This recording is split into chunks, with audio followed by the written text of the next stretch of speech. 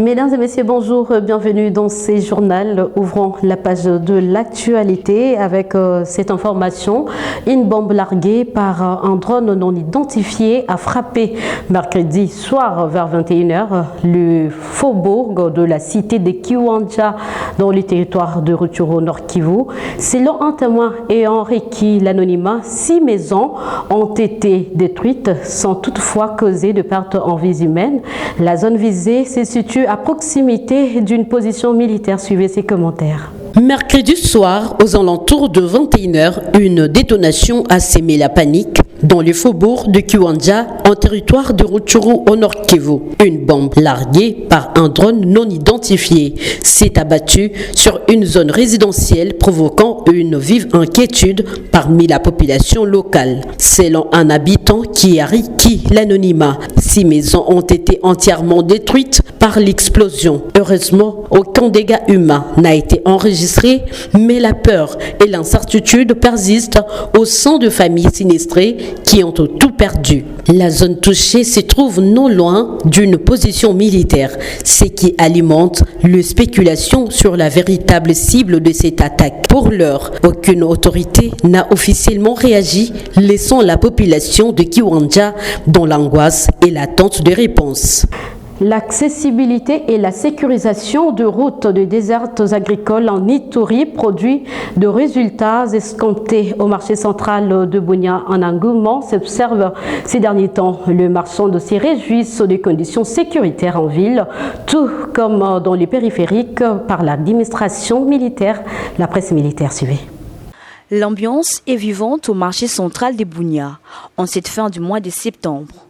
Poissons frais, soigneusement exposés, légumes en abondance, haricots, maïs et même un stock varié d'épices. Les étalages sont pleins, redonnant aux habitants l'espoir concret d'un avenir meilleur. Les vendeurs attribuent cette embellie aux avancées sécuritaires enregistrées ces derniers mois, notamment sur les axes des dessertes agricoles, grâce à l'engagement et détermination du lieutenant-général Luboyan Kachama Johnny.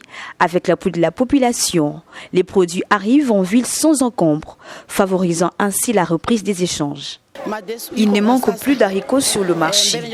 Nous connaissons une abondance. Quant au prix, cela diffère. Pour ces commerçants, la sécurité reste le socle de toute activité économique. Ils appellent à la continuité des efforts pour consolider cette stabilité, gage d'un avenir meilleur pour le commerce local. L'insécurité intervient par le lac. Que les autorités nous aident à repousser l'insécurité afin que les pêcheurs exercent librement leur métier et vendent les poissons à des prix abordables. L'administrateur du marché se réjouit de cette dynamique impulsée par les autorités. Il réaffirme son engagement à travailler aux côtés de l'administration militaire pour faire de ce marché un espace sécurisé, propre et prospère. Qu'il puisse avoir de la confiance à notre gouvernement provincial, surtout au gouvernement de l'État de siège, parce qu'ils se battent jour et nuit pour qu'il y ait la restauration de l'autorité de l'État, et puis qu'ils aient aussi la confiance à nous, parce que sans nous, ils ne peuvent rien, et puis qu'ils soient seulement à mesure de payer toutes les taxes. À travers cet engouement, c'est tout un message d'espoir qui se dégage, celui d'un peuple qui croit en l'action de l'État et d'une province qui avance, guidée par la vision du chef de l'État Félix Antoine Tshisekedi Tshilombo. Les mêmes mouvements est observé dans le marché périphérique de Bunia, confirmant que cette dynamique de la relance dépasse le centre-ville pour toucher l'ensemble de la province. Et puis lancement ce mercredi 1er octobre 2025 de travaux de réhabilitation de l'axe routier Koka et Mavivi et du boulevard Béou. Le go a été donné par le gouverneur militaire du Nord Kivu, le général-major Somokakule Évariste. Ces travaux sont financés par le projet Starest. Suivez. La population du Nord Kivu, et particulièrement celle de Beni, bénéficie d'un programme consistant à réduire les chômages à travers la construction et la réhabilitation des infrastructures. Il s'agit de l'exécution des travaux de haute intensité de main-d'œuvre Timon en sigle, mis en œuvre par les projets de stabilisation et relèvement de l'Est de la RDC, Starest. En clair, il est question de réhabiliter les tronçons routiers Koukamavivi et le boulevard Béou, respectivement long de 12 km et 2,5 km en ville de Béni.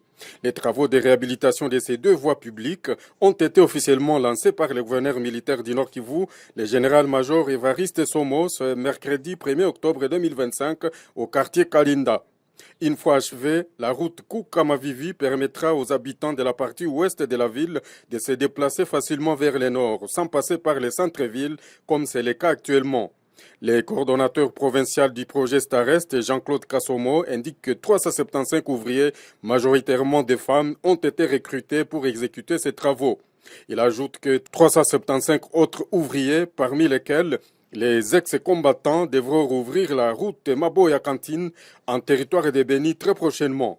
Les moyens sont disponibles, les intervenants sont là.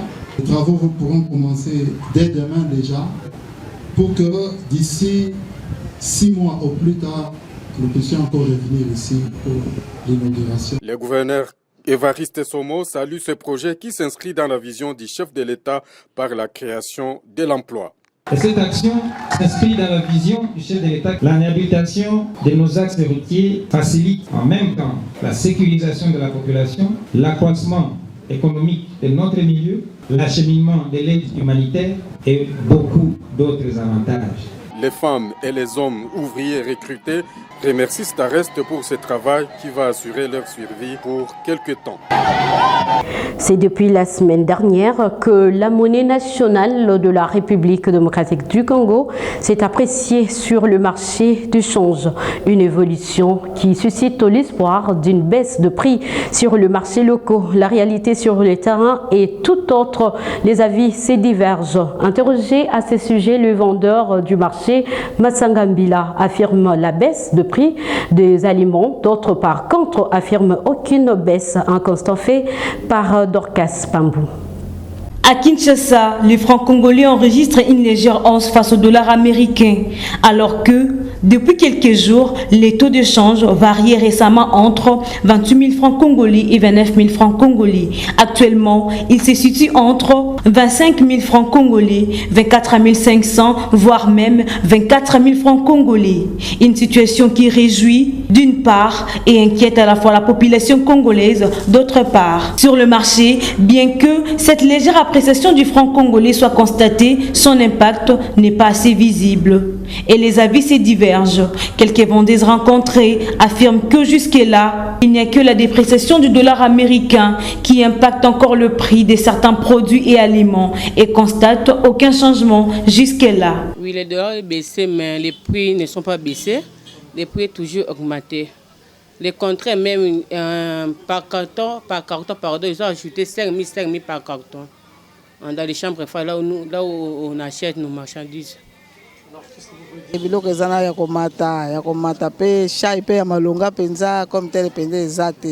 Je vends de fruits, mais je constate que les prix n'ont pas baissé. Nous demandons au gouvernement de conformer l'appréciation des francs congolais et les produits sur le marché.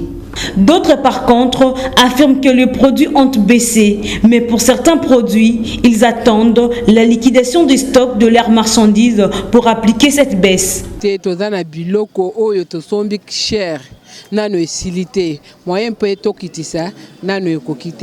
Je suis vendeuse de biens de première nécessité. Comme vous le constatez, certes, les prix ont baissé, mais nous devrions d'abord finir ces stocks achetés à un taux élevé. Sinon, ça sera une perte et nous faire chuter. Toutefois, de nombreux citoyens espèrent que cette tendance se traduira par une baisse des prix des denrées alimentaires, que les autorités compétentes s'impliquent pour que cette appréciation ait son impact total sur le marché. Par ailleurs, il a été constaté que dans le riz de Kinshasa, chaque cambiste a son taux. Ces bureaux de change fixent parfois les taux en fonction du client, sous prétexte d'une pénurie des dollars. Dans les échanges commerciaux, certains commerçants refusent désormais d'accepter les paiements en dollars, exigeant uniquement les francs congolais. Ainsi, certains observateurs invitent les autorités à vite intervenir car cette instabilité du taux de change commence à perturber les dépenses quotidiennes et à bouger l'économie des Congolais. À Goma, au marché Birere, l'affichage de prix oscille entre francs congolais, dollars américains ou les deux à la fois, sémant la confusion parmi les consommateurs. Malgré la récente baisse du dollar, de nombreux commerçants rechignent à réduire leurs tarifs, arguant que leur stock avait été acheté à un taux plus élevé, ce qui le contraint à maintenir le prix aligné sur leurs coûts initiaux. Malgré l'appréciation récente du franc congolais en République démocratique du Congo, le marché de Goma n'a pas encore connu de baisse significative de prix. Le taux de change est pourtant passé d'environ 2800 à 2600, voire 2500 francs pour $1. Mais cette amélioration ne se reflète toujours pas dans le panier de la ménagère. Au marché Birere, l'affichage de prix entretient la confusion. Parfois en francs congolais, parfois en dollars, ou le deux à la fois. Les commerçants justifient leur position en expliquant que leur stock avait été acheté à un taux plus élevé, ce qui les oblige à maintenir les tarifs actuels. À cette difficulté s'ajoute la fermeture de certaines banques qui réduit la circulation de la monnaie locale et limite l'impact réel de cette appréciation. Du côté des consommateurs, la déception est palpable. Ici chez nous, à Goma, nous ne sentons pas l'impact de la baisse du dollar, confie une ménagère à l'anonymat. Pour les économistes, la dépendance de la ville aux produits importés et le manque de transparence dans la formation de prix retardent tout soulagement. Une véritable amélioration, disent-ils, nécessitera des conditions de marché plus stables afin que la population ressente enfin les effets de la hausse du franc congolais. Et puis le président Félix-Antoine Tshisekedi Tshilombo, en séjour à Bruxelles, a décoré l'inspecteur de police belge à la retraite Patrick Branders au titre d'officier dans l'ordre national des héros nationaux Kabila Lumumba comme symbole de l'amitié et de la solidarité de la République démocratique du Congo à l'égard du peuple belge. Ça se passe dans la capitale de la Belgique où réside une des plus grandes communautés congolaises.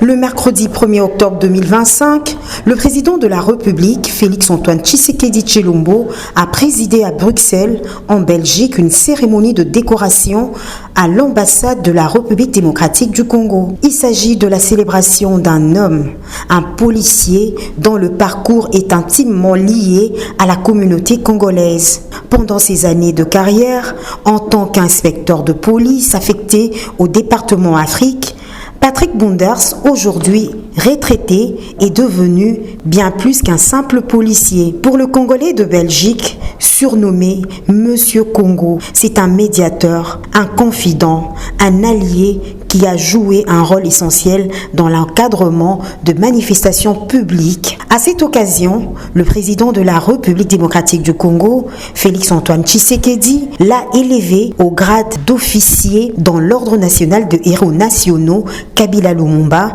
Par cette distinction, le chef de l'État a voulu saluer le rôle joué par ce retraité de 69 ans dans l'encadrement et la sécurisation des manifestations organisées par la communauté congolaise en Belgique.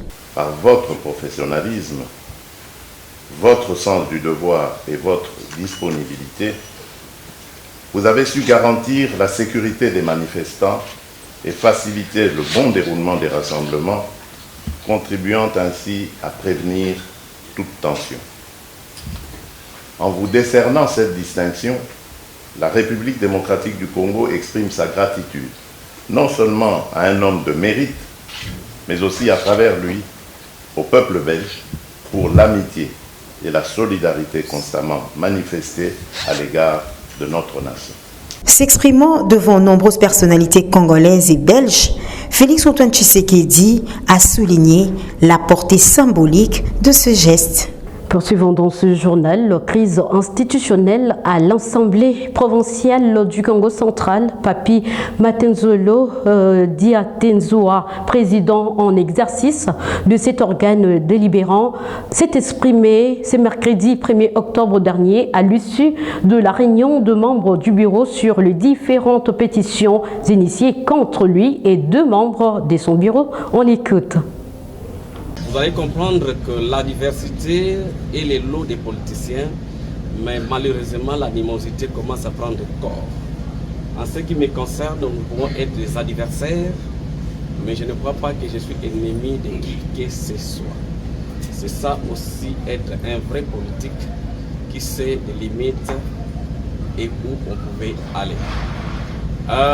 Nous avons été saisis par voie des pétitions, évidemment. Dès que nous avons reçu les pétitions, je demandais la convocation d'une réunion urgente. La réunion a été convoquée et malheureusement, notre collègue rapporteur ne s'est pas présenté. Ne s'ayant pas présenté, nous avons été en difficulté de poursuivre notre réunion. Et c'est dans ce cadre-là que nous avons estimé de reconvoquer une autre réunion afin que nous puissions statuer sur la plénière qui devrait avoir lieu dans les jours à venir. Chères dames et messieurs de la presse, le vice-président a tout dit, mais pour n'est-ce pas enchérir, je peux vous avouer, je suis habitué d'être député national.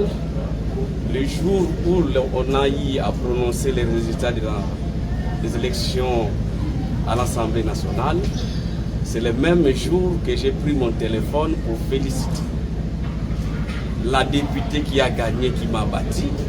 Et je suis passé aux médias pour demander à ceux qui ont voté pour moi pour soutenir la seule députée qui a été élue. Je peux vous dire, vous pouvez vous en douter, je suis tellement habitué à d'obstacles et à des coups, j'en surmonte toujours ceci. Le lieutenant général Lubuyanka Chamadjoli a lancé officiellement les travaux de modernisation et d'asphaltage de 20,5 km de voirie urbaine, un chantier d'envergure qui vise à améliorer la mobilité, désenclaver plusieurs quartiers et donner un nouveau visage à la ville de Bunia. Suivez. Ce projet, je le mijote depuis plus de 4 ans. Parce que je suis ici, ça fait 4 ans et plus. Chaque fois que je passais ici, une fois par mois, quand je faisais mon sport, j'étais tout le temps avec le chef qui est là. Et il ne cessait de me répéter, en général, je te fâché qu'on et tu. Et moi, je lui disais, patience, nous allons y arriver. Patience, nous allons y arriver. Et aujourd'hui, on y est. Quel plaisir. L'abnégation, la détermination. Voilà le résultat. Quand on est déterminé, on y arrive. Pas seulement parce qu'on est en train de construire, mais nous pouvons aussi être déterminés pour autre chose, pour la paix. Pourquoi est-ce que nous ne pouvons pas être déterminés pour la paix? Parce que voilà, nous avons dit, nous allons le faire et nous sommes en train de le faire. Regardez la beauté de la ville aujourd'hui. Et voyez ce que nous pouvons faire dans 4 ans, même si moi je ne suis pas là. Il y a eu un gouverneur ici qui a dit, il va... Non, j'y arrive. Non, c'est pas pour rire, en tout cas, cette fois-là, c'est pas pour rire. Il a dit qu'il allait construire la Suisse. Mais vous savez, même Dieu, si vous voulez que Dieu vous offre quelque chose, il faut visualiser. Dieu ne vous offre jamais ce que vous ne visualisez pas. Quand vous demandez à Dieu, il faut lui dire, je veux ça. et vous rêvez de ça. La nuit, quand vous dormez, vous dites, ah, j'aurai ça. Après, le reste peut suivre. Donc lui, là, il avait visualisé. Il avait rêvé. Il a vu la ville, il a vu le site, il s'est dit, ça sera la Suisse. Bon, malheureusement, peut-être ce n'est pas arrivé. Je ne sais pas si moi je ferai cette suite, ça. Avant de nous séparer, parlons santé dans ce journal Octobre, mois dédié au dépistage du cancer du sein, encore appelé mois rose. À cette occasion, le médecin responsable du service maternité de l'hôpital Simac, Albert Biemba, lance un appel aux femmes. C'est faire dépister à temps, adopter une alimentation équilibrée et pratiquer du sport afin de réduire le risque lié à cette maladie. Vous savez tous, le mois d'octobre, c'est un mois qui est réservé au dépistage du cancer du sein. D'accord? Parmi les cancers gynécologiques, parce qu'il y en a plusieurs, le mois d'octobre est uniquement réservé pour le dépistage du cancer du sein. Mais ne perdez pas de vue aussi qu'il y a des cancers, d'autres cancers gynécologiques tels que le cancer du col de l'utérus, les cancers de l'endomètre, les cancers des ovaires. Mais pour le mois d'octobre, nous allons seulement dépister les cancers du sein, parce que l'octobre rose est réservé pour ça. Voilà. Eh bien, malheureusement, le cancer du sein, c'est un cancer qui évolue à bas bruit, c'est-à-dire que c'est un cancer qui n'a pas de signes. C'est la raison pour laquelle nous insistons sur le dépistage. Un cancer qui évolue à bas bruit. Alors, quand une femme vient à votre consultation et vous dit qu'elle a une boule au niveau du sein, d'une manière générale, c'est déjà tard. C'est la raison pour laquelle nous insistons sur le dépistage. Et bien, le cancer du sein est guérissable quand c'est détecté beaucoup plus tôt. Aujourd'hui, nous préférons que les femmes fassent les mammographies. Parce que les mammographies détectent cette maladie avant même qu'elle ne soit visible sur le plan clinique. Mais quand une femme vient à votre consultation, elle se dit qu'elle a déjà une masse au niveau du sein, même si c'est comme un petit grain d'haricot, c'est déjà un problème. Nous voulons détecter cette maladie avant même que la femme puisse être capable de pouvoir palper la masse en question. Pour traiter les cancers, il nous arrive des fois d'utiliser des molécules, l'emploi à la chimiothérapie. Ça dépend de quel type de cancer du sein, parce qu'il y en a plusieurs. Des fois, nous pouvons utiliser l'immunothérapie, ça sont des médicaments. On peut utiliser la chimiothérapie, c'est que vous appelez brûler, si vous voulez parler de la radiothérapie. Ensuite, il y a aussi la chirurgie. Donc, nous avons tout un faisceau nous avons toute une panoplie de traitements pour ce cancer. Des traits irradiés, hein, parce que des fois nous envoyons les malades pour la radiothérapie. C'est la fin de ce journal, mesdames et messieurs, réalisé par Giovanni Ilumbe, Manassé Bouloua, à toute l'équipe rédactionnelle de Michapi Voice Télévision. Coup des chapeaux à vous et à vous tous qui nous suivez de partout. Portez-vous bien. Merci.